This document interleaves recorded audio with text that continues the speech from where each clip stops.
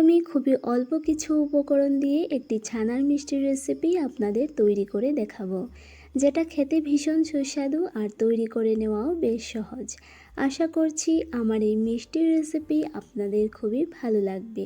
ভিডিওটি শেষ পর্যন্ত দেখার অনুরোধ রইল। তাহলে চলুন বন্ধুরা, এবার শুরু করে নেওয়া যাক আজকের এই ভিডিওটি। মিষ্টিটি তৈরি করে নেওয়ার জন্য সবার প্রথমে আমি গ্যাসের উপর একটি কড়াই বসিয়ে তাতে দিয়ে দিলাম 1/2 লিটার পরিমাণ গরুর দুধ। এবার গ্যাসের ফ্লেমটাকে বাড়িয়ে দিয়ে হাই ফ্লেমে দুধটাকে অনবরত নাড়াচাড়া করে জাল করে নিতে হবে। দুধ ফুটে উঠলে গ্যাসের ফ্লেমটাকে লোতে করে দিয়ে এবার লো ফ্লেমে ভালো করে জাল করে নিয়ে দুধটাকে ঘন করে নেব। দুধটা ঘন হতে থাক, ততক্ষণে আমি এই মিষ্টির জন্য ছানাটাকে মেখে নেব। এই মিষ্টি তৈরি করার জন্য আমি এখানে নিয়েছি 100 গ্রাম পরিমাণ ছানা। এই ছানাটা আমি ঘরেই তৈরি করে নিয়েছি। এবার আমি এই ছানার মধ্যে দিয়ে দিচ্ছি 2 টেবিল চামচ পরিমাণ ময়দা। এবার আমি এই ছানা ও ময়দাটাকে খুব ভালোভাবে হাতের সাহায্যে মেখে নেব।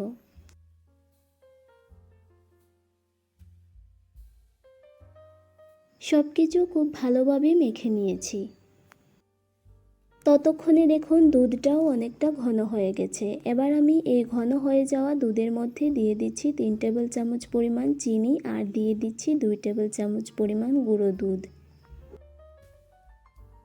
এবার সব কিছুকে খুব ভালোভাবে দুধের সাথে মিশিয়ে নেব।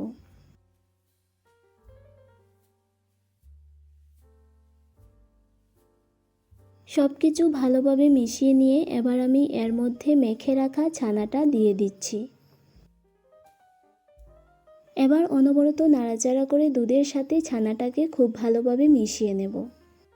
যে কোনো পূজা পার্বণে বা বাড়িতে গেস্ট এসে থাকলে আপনারা খুব সহজে এটি তৈরি করে নিতে পারেন। আবার হঠাৎ করে কখনো মিষ্টি খেতে ইচ্ছে করলেও খুব সহজে এটি বানিয়ে নিতে পারেন। এটি তৈরি করা যেমন সহজ, খেতেও তেমনি ভীষণই সুস্বাদু হয়।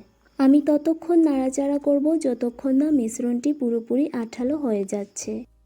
দেখুন বন্ধুরা, মিশ্রণটা এবার পুরোপুরি আঠালো হয়ে গেছে আর এটি এবার কড়াইয়ের তলা থেকেও উঠতে শুরু করে দিয়েছে। এবার আমি গ্যাসের ফ্লেমটাকে বন্ধ করে দিয়ে এটিকে একটি থালাতে নামিয়ে নেব। তার জন্য আমি একটি ছোট থালাতে 1 টেবিল চামচ পরিমাণ ঘি মাখিয়ে নেব। ঘিটা মাখিয়ে নিলে পরবর্তী সময় মিষ্টিটা থালা থেকে তুলতে অনেক সুবিধে হয়।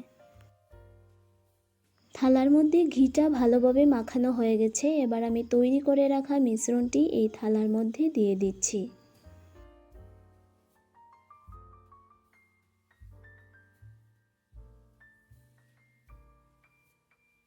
এবার আমি একটি খুন্তির সাহায্যে মিশ্রণটাকে ভালোভাবে থালার মধ্যে ছড়িয়ে দিচ্ছি। মিশ্রণটা সামান্য ঠান্ডা হয়ে গেলে এইভাবে আমি একটি চামচের সাহায্যে ভালোভাবে চেপে চেপে এই মিশ্রণটাকে থালার মধ্যে ভালো করে ছড়িয়ে দিচ্ছি, যাতে করে মিষ্টির সাইজটা ভালো আসে। এইভাবে চামচের সাহায্যে চেপে চেপে আমি মিশ্রণটাকে ভালোভাবে থালার মধ্যে ছড়িয়ে দিয়েছি। এবার আমি এই থালাটাকে 2 ঘন্টার জন্য ফ্রিজের মধ্যে রেস্টে রেখে দিচ্ছি। 2 ঘন্টা পর থালাটাকে ফ্রিজ থেকে বের করে নিয়ে আসলাম। এবার আমি একটি ছুরির সাহায্যে মিশ্রণটাকে মিষ্টির আকারে কেটে নেব।